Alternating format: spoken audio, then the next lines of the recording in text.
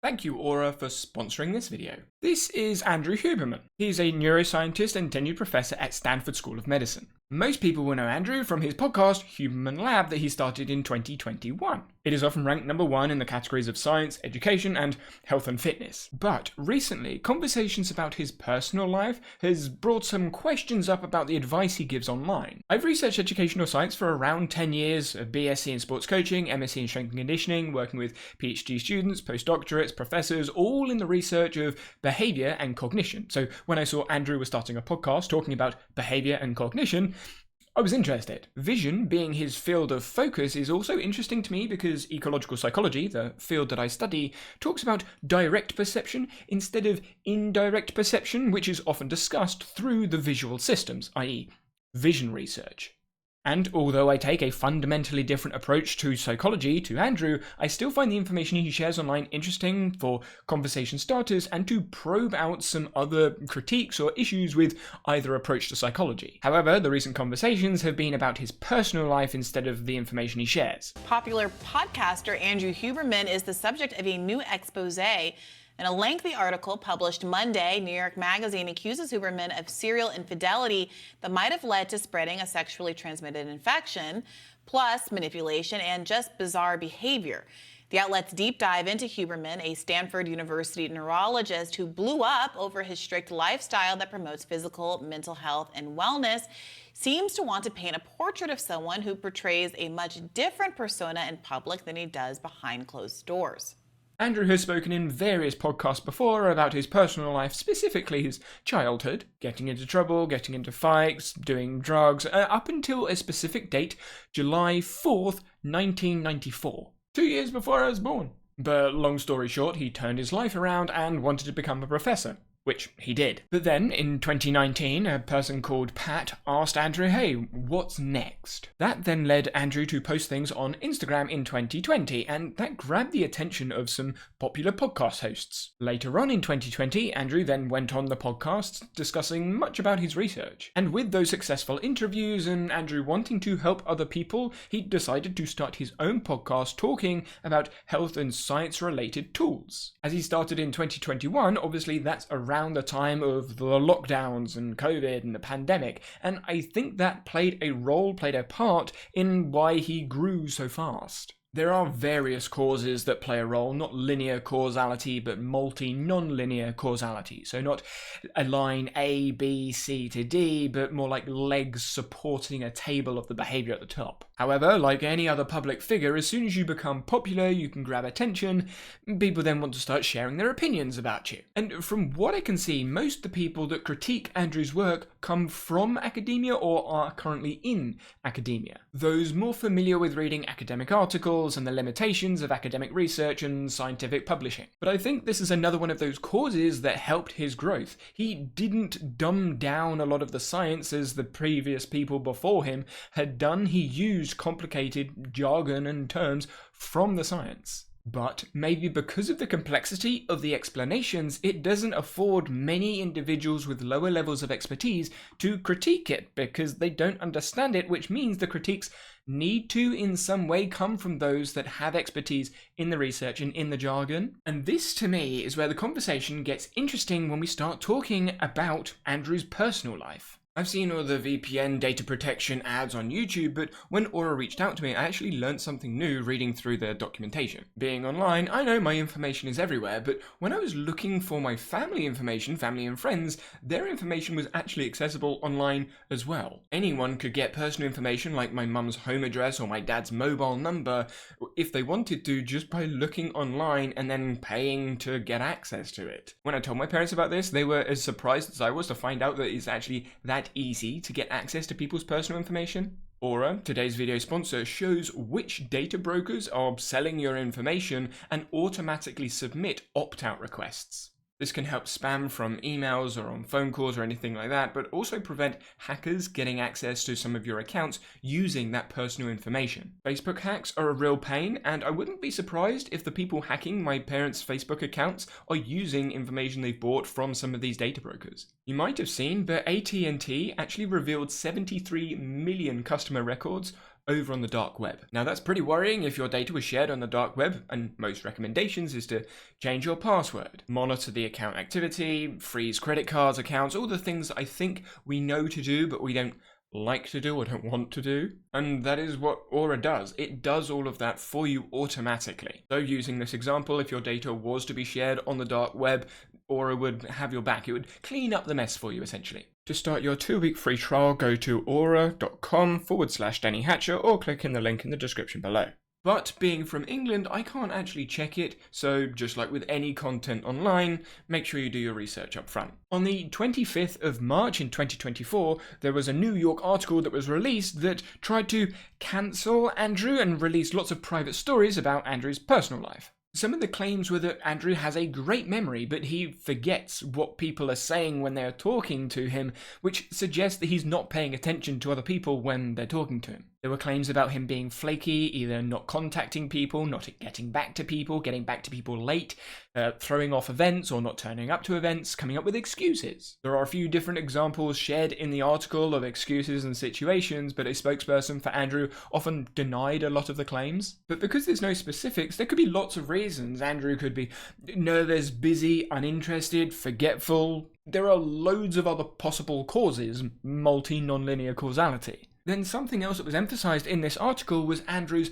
anger or temper. But we all get frustrated sometimes, and as I mentioned, the article doesn't really go into specifics. It's very much a she said, he said, they said, so there's no good, solid evidence from what I could see. However, as much of his online profile is about health and science-related tools, you would expect things like memory, attention, communication, relationships, thinking, and then learning would be things he's good at, or at least show a high level of expertise in. But then again, how are we measuring his behaviors? His main area of study is vision. Yes, the biological mechanisms of vision, but I would imagine that needs to include, to some extent, philosophical understandings and views around perception. So when I hear these stories about Andrew's behavior, I do wonder if he's coupling his research around perception with action. He often talks a lot about rules, guidelines, and protocols, using the popular science buzzwords like science-backed, evidence-based, peer-reviewed. And this for me is where I find a couple of terms from ecological psychology really useful to help me explore this situation. Knowledge of or knowledge about, perceived affordances and constraints in the organism-environment relationship, and then scale of measurement, because most of the time when we're measuring something we're looking for the result. Did it get better or worse? But if we adjust the timescales, the answer might change. Short-term effects versus long-term effects. In addition, when we're measuring surfaces like a rock surface or something like a coastline, it's going to depend on the size of the ruler. There is no reliable fixed length of the coastline of Britain that is independent of the measuring device. For those interested, this is referring to fractal scale of measurements. But this means that when we look at Andrew and his behaviours about what is successful or not, it depends on the measures you are taking over time and over the measuring rule that you're using. I've listened to loads of Andrew's episodes, and I've heard him say various times that, I found real improvements using X thing, but there's not often specifics apart from his protocols or step-by-step instructions. Variability is inevitable. It is everywhere. So nuance is everywhere. So peer-reviewed by who? Science-backed for what? Evidence-based? Since when? For me, it is about the specifics of the evidence to help us understand the significance and relevance of the measured results. Without the specifics in the evidence and what they've found, his science-backed evidence-based advice is little more than his personal experience. And if you listen to the New York article, his personal experience is questionable. And I think this is important because the protocols constrain opportunities. And if the protocols are built by measurements not scaled appropriately for a different person, different organism, then the constraint used might not be appropriate for that individual in that situation. And this is where I like what Andrew says about suggesting to go and speak to health professionals rather than taking his word on it. But him giving protocols saying they are evidence-based and science-backed as instructions could be seen as prescriptions. Yes, there is a warning, but it doesn't necessarily mean that people are not going to listen or follow the instructions from protocols. You can see plenty of examples online where people have followed his protocols word by word as instructions, very much like a prescription. And this is where I think the evidence is worth questioning. Yes, what people do is entirely up to them. But as a professor, teacher, educator, I don't grasp why he gives instructions, explicit instructions, instead of practice designs for people to explore, especially as he doesn't know who he's talking to. He doesn't know his audience, just like anyone creating content online. So giving explicit instructions or protocols, I think, should come with caveats. It seems, from the outside at least, that Andrew is trying to promote this best goal, this optimal, this ideal solution to problems. But he only knows information from the studies he's read and his own experience. Just like anyone else, obviously, with their own experience. In cognitive psychology, the approach to psychology Andrew takes, they talk about a central executive, the mind that gives commands to the body. Once you have those blueprints, those plans, the instructions in your central executive mind, your body can just execute them. The blueprints, plans, and instructions seem to be the things that Andrew is talking about. But there is lots of data that doesn't support this explanation of how we perceive and act in the world. That is why I personally take an ecological approach to psychology, coming from ecological psychology. We directly perceive whether, when, and how to act in different environments, organism-environment relationship. So the rules, guidelines, protocols are hard, if not impossible to follow because of the dynamic organism-environment relationship, the constantly changing context that we're acting and living in. This is where the ideas around practice and practice design has been found to be more effective for learning than explicit instruction in various different situations. Now, looking again at the New York article, it talks about Andrew cheating with other partners. The evidence seems quite good, so I'm going to assume that it did happen and he did cheat. But this suggests he could shift his focus and pay attention to different people at different times. It also suggests he can remember various things to maintain multiple relationships at one time. His communication must have actually been pretty good if he's managed to maintain multiple relationships over a long period of time. If his goal and intentions were to sleep around with multiple people, then his behaviors were pretty successful. Until he got caught, of course, and then morals and ethics is a whole other situation. But this is where I think the hurt and perceived betrayal almost of those that don't like what Andrew has been doing in his personal life comes from. The rules, guidelines, protocols are for him to be and act like him. If you don't want to be like him, sleeping around with other people, then you wouldn't necessarily want to follow all of the protocols that he's doing. Maybe after listening to hours about someone talking about health and science-based tools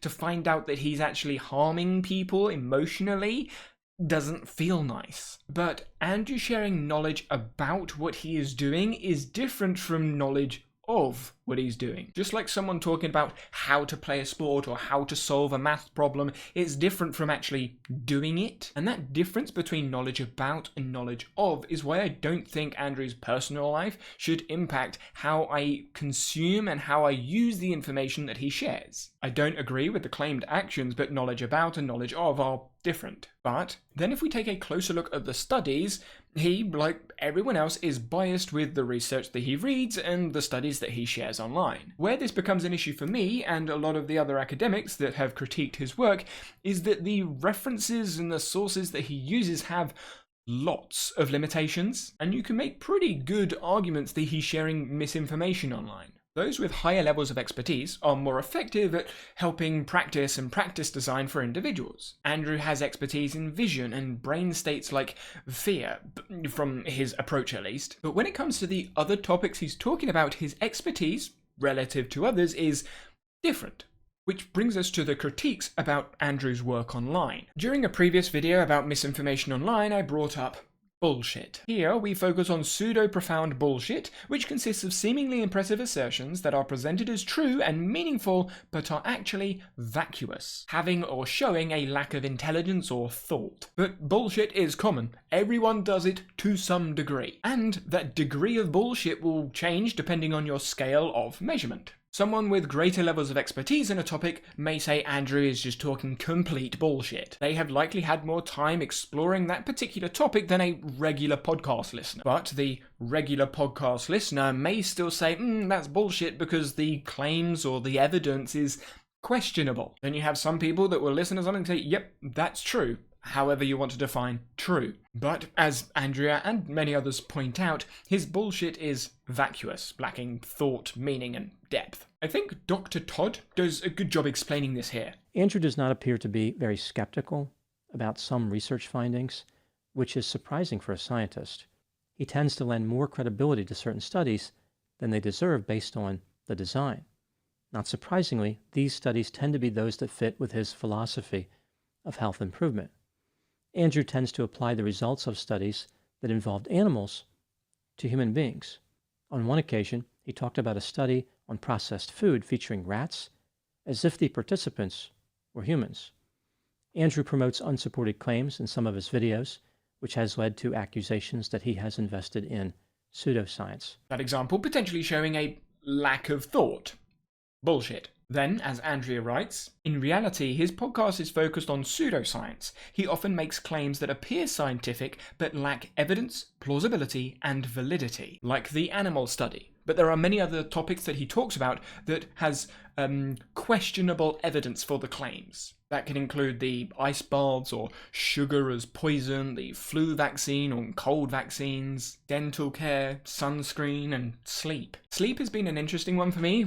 He uses Matthew Walker on his podcast as an expert because he doesn't have expertise in sleep, but Matthew Walker does. Matthew Walker's book, Why We Sleep, was extremely popular in public consumption, but it was challenged by Alexei Guzzi and many others about 2 years after publication. Cliff notes, there is bullshit all the way through the book. Just as one really obvious example, in the book, Matthew shows this graph as support that we need more sleep. But the original graph from the study has a 5-hour column that has a lower value. The column has been edited out, and the edited out column goes against Matt's argument. I've been citing the sources, so you can have a look in the link in the description if you're interested in the rest of the bullshit that was claimed, but Andrew Huberman spoke with Matt in 2021, which is after this rebuttal came out, and has been speaking with Matt again since. And I've listened to the podcast, and I don't hear any challenge or critique about the bullshit that goes throughout the book. They just accept it as fact, which there's challenge to that. Maybe Andrew isn't aware. Maybe Andrew doesn't think that it matters. I would argue critique of any science does matter in the conversation. Maybe Andrew doesn't want to be negative or critique a friend.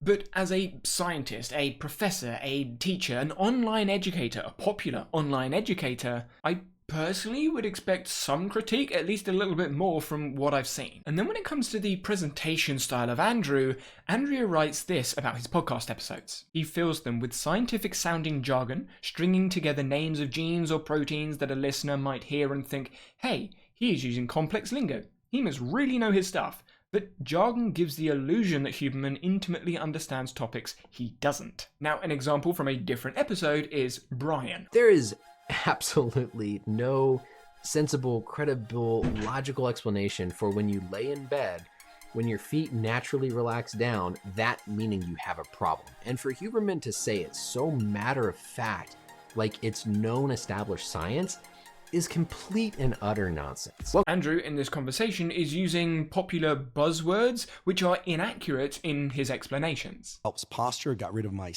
right side sciatica.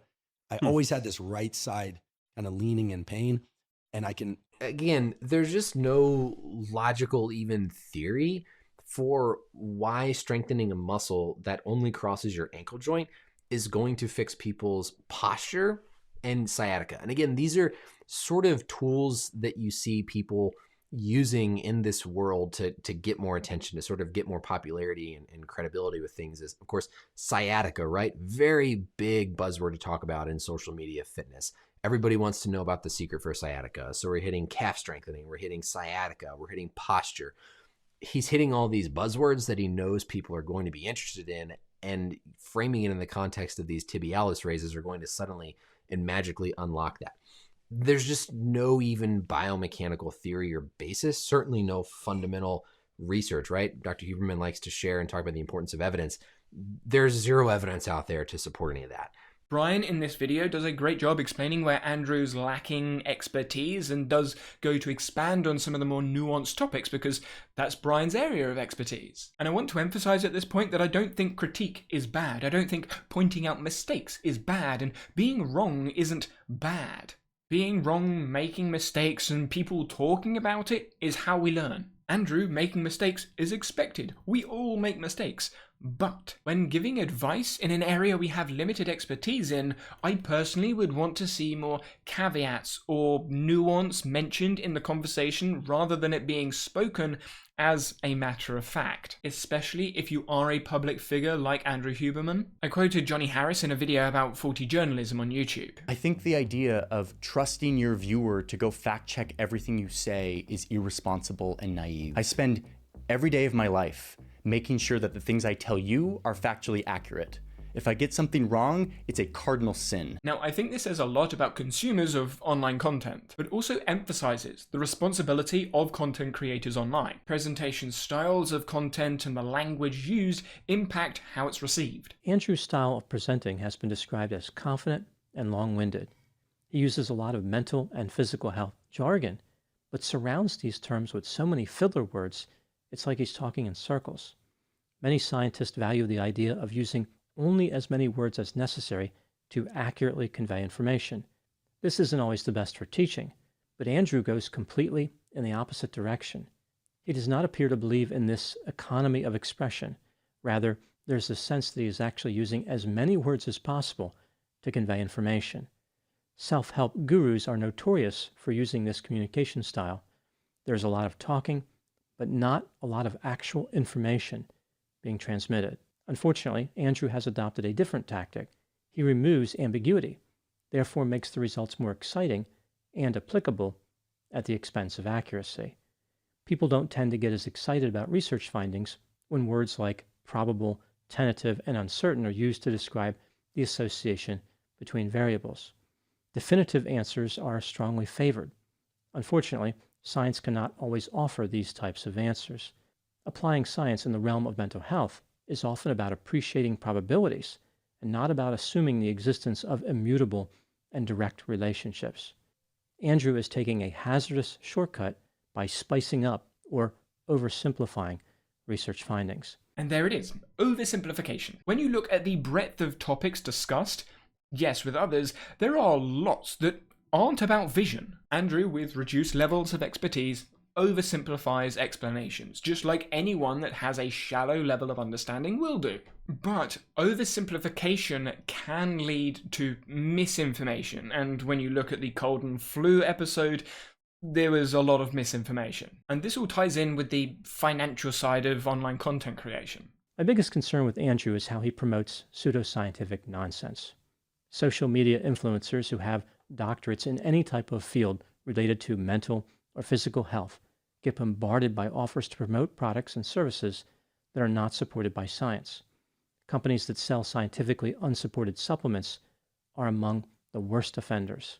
He promotes products through oversimplified pseudoscientific, potentially misinformation. Why? Well, from the outside you may say, well, he's doing it for the money. Then again, maybe he has seen personal benefits and he is associating linear causality, A to B to C to D, and he says, no, this really helped me, I think this really helped me, I want to share it with other people, so that's what he's doing. But the evidence he's using there is personal experience, not the science-backed, evidence-based evidence that he's suggesting we use in the rest of his podcast episodes. And because he's being paid by the products, there is an obvious conflict of interest, him sharing his personal experience and then earning money from it, because potentially of his credentials and his pseudo-scientific podcast. I know from my experience and understanding through my master's degree, I was doing loads of research in supplements for high-performance sport, that supplements are only really useful for people that have a deficit for some reason, maybe a biological reason or something to do with the lack of nutrition, or people that are doing high-performance sport may need some supplements to help them because they are doing so much more work in whatever sense. But I don't think most people need supplements, and I personally would also add coffee in there. I don't take any supplements. I don't drink coffee or caffeine or tea or any drink. I don't drink any of the caffeinated stuff. I would still class that as supplements, but that's a topic for another conversation. But what Andrew is potentially doing here is promoting an issue that people don't have. Avoid jargon here. Bring your toe closer to the kneecap as you generate your stride, not having the floppy feet. So if you lay down at night and your toes are just kind of flopping towards the end of the bed, your tibs are weak. A lot of people with knee issues have weak tibs. This was the most ridiculous part of this whole conversation. And it's something that, again, you see in this kind of playbook of people who are trying to present this expertise of trying to get people to identify something that they will do, think that it's abnormal in them. And because you said it, they suddenly need to start doing this thing. There is absolutely no sensible, credible, logical explanation for when you lay in bed, when your feet naturally relax down, that meaning you have a problem. And for Huberman to say it so matter of fact, like it's known established science, is complete and utter nonsense.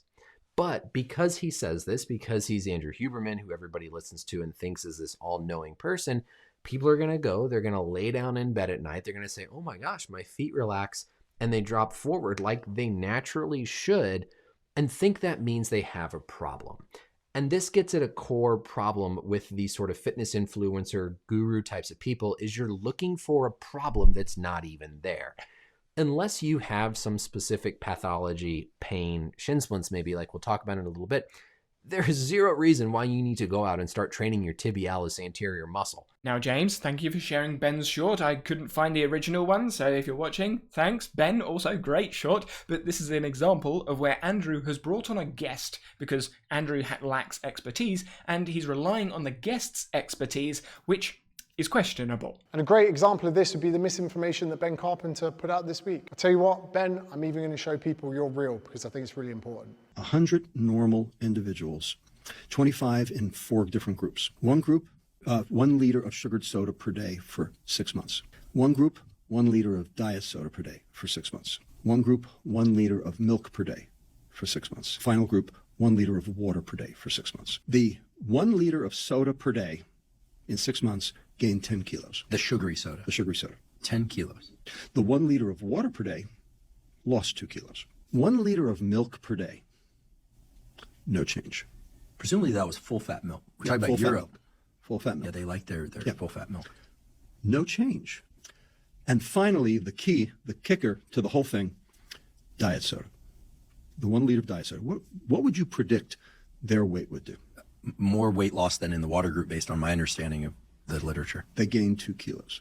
Podcasts talking about science? Love it. Podcasts including references in their show notes? Especially love it. Podcasts that totally misrepresent what the study actually said? Don't love it quite so much. Here is what that study actually showed. Firstly, it was 60 people, not 100. Secondly, it wasn't full-fat milk. Thirdly, most importantly, those incredible sounding numbers, they are absolute bullshit. He claimed soda resulted in 10 kilos of weight gain. 2 kilos from diet soda, no change from milk, 2 kilos weight loss from water. Guess what the study actually showed? No significant body weight change in any group. There was a tiny trend for weight and fat gain in the soda group, but it was not 10 kilograms. It was a measly 1.25 kilograms. Drinking the sugary soda did increase ectopic fat levels, and other studies show they can promote weight and fat gain, even if that wasn't seen in this study. Anyone who even bothers to skim read the abstract will know that what he is saying isn't even close to factually correct. My point is, please be careful which podcasts you trust, even if you happen to like the people behind the microphone. And this brings us to online education. The New York article states, how comfortable one feels with the science propagated on Huberman Lab depends entirely on how much leeway one is willing to give a man who expounds for multiple hours a week on subjects well outside his area of expertise. But this is true for most people sharing information online, discussing experiences, their own research, or guessing using read-around knowledge of something that might be related. We are all developing dynamic levels of expertise in multiple topics. If we couldn't talk about them, we wouldn't really learn. If we can't make mistakes, then again, we can't really learn from them. That is a popular online critique of formal education. You can't make mistakes. You're not allowed to make mistakes. You need the right answer. You need to get good grades. But as Derek from Veritasium wrote in his thesis about designing effective physics education, challenging misconceptions is effective in learning, but obviously to challenge the misconception needs to be explained, shown, said in some way. When you look across the educational literature, you'll see very similar comments, mistakes, misconceptions, misunderstandings as roots or cues, starting points to learning. It is how we learn to move, adapting to variability. So I'm not sure listening to misinformation, pseudoscience, or bullshit is the problem. Non-linear, non-obvious causality suggests that there are other things involved, like our levels of expertise. The skill development of consumers with relation to the information being consumed. As Dustin from Smart Everyday said 5 years ago now. The problem today is that your modern newsfeed is driven by social media, which rewards whoever can post first. And unlike when traditional high-quality journalism dominated, on social media, there are no editors to verify the truth. In fact, many people intentionally skip this step so they can post quicker in order to be the first one to get the views. Unfortunately, what this means is now you must verify the truth, because unless it's coming from a reputable source, it is not going to be fact-checked. And if we look at what people have said about Andrew's podcast... It's interesting because I've debunked a lot of, his specific false statements in my area of expertise. And it's always, the fanboys come after me quite aggressively. And it's always, well, you're not famous. Why should we listen to you? And it's like, right. Yeah. What's your follower count? Fame has nothing to do with the science you're doing. Right. And this is kind of a societal problem, but it's also, it goes to, what's the burden on social media platforms to help fact check, right now there's no fact checking. Right. And then also, you've got this multi-trillion-dollar wellness industry that is funding his podcast, right? Which brings us to the business models in science. I've discussed the scammy nature of academic publishing before, the struggles with upholding academic integrity, and I think online media and education is similar, but not academic integrity, maybe scientific integrity. But there are various industries built on pseudoscience and built on bullshit, and they're earning billions, potentially preying on those with less expertise in the field, or those with less expertise in self-directed learning. Things like fact-checking, critical thinking, reflective practices. Now, you could make the argument that those people that are trying to promote critical thinking and reflective practices are bad at business because they're essentially making themselves redundant. During my undergraduate sports coaching degree, between second and third year, I had a conversation with my head of course, and he was saying that an effective coach tries to make themselves redundant. The idea is to guide individuals so they can self-organize and adapt to the dynamic problems that they may face, instead of relying on someone else or a device or step-by-step instructions. This is obviously less related to the educational videos, the products and the services that aren't health-related, but it's still applicable. Share understanding so that we can cooperate to find the best solution to the problem. However, as Voidzilla discussed nicely a few months back. Have you ever listened to a podcast where they're interviewing an expert and suddenly that person starts talking about a topic they know nothing about, but they're spouting off and you're like, why don't you stay in your lane? Well, today I'm here to explain why. This video was a reaction to the video I referenced earlier from James, but the main problem here with online education is the supply. Podcast hosts like Andrew running out of topics to talk about that they have expertise in. So they bring in guests that might not necessarily be as scientifically rigorous as themselves or as anyone else, and even then, when you are talking about those topics, the time that's allocated to the podcast might get taken up very quickly with the amount of expertise they have, so they find something else to talk about. I think there is that, but I think the problem actually lies in there's so much content that needs to be made when you start getting into this like podcasting world that these experts that get brought on are only experts in like half the conversation in maybe 1 hour. And then they run out of things to talk about. They just don't have enough things they're experts in to be objective and truthful about. And so then they start talking about some culture garbage or whatever is in the news, right? Because that's everyone can always comment on that. Which sounds like those with expertise shouldn't be talking about things that they don't have expertise in. But as I just mentioned, I don't think that is useful either. Healthy debate about opinions is useful. Am I saying that experts should only talk about things in their area of core competency? No. But it can be very confusing when in a podcast you are just seamlessly going in and out of these topics, right? So you're watching a clip and there's nowhere it signals to the audience like, hey, this is something he knows a lot about, versus he has no idea about this. He's just kind of giving a hot take. And you're just kind of rolling through. It's a whole roller coaster. And again, I think using some terms from ecological psychology helped me understand this a bit better. Education of attention, what provides information about given affordances. So where should we pay attention? Education of intention, what behaviors do we want to perform to uncover other possible information? So what is our intention afterwards? And I personally agree with this statement. We can have professional and personal lives, and they can coexist.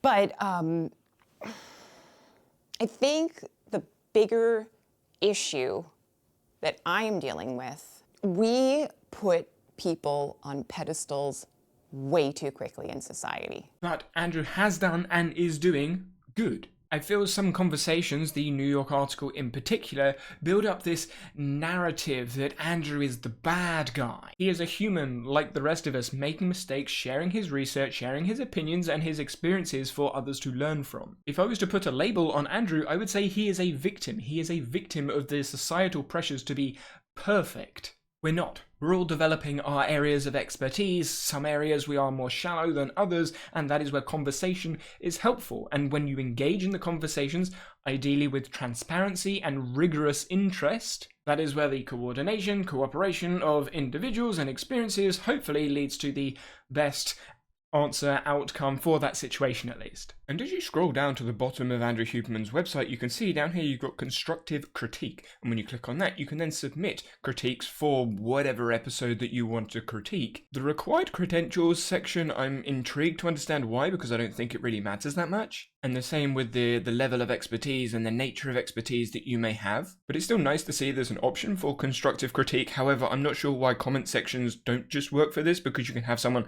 go through a comment section rather than go through an email. And as you can see on one of his Instagram posts, when he does make mistakes and the critiques are valid, he does make alterations and corrections to the things that he's been pointed out for. During the explanation, he does explain that he does replace audio that does have mistakes in, but on YouTube you can't do that. And that's something the platform, YouTube as a company platform, might be able to do to help with correcting information that's in videos. And of course, continue the conversation in the comment section below. Now, I did mention I take a different approach, and I've brought up different points in this video about ecological psychology, and I explained more about that in this video over here.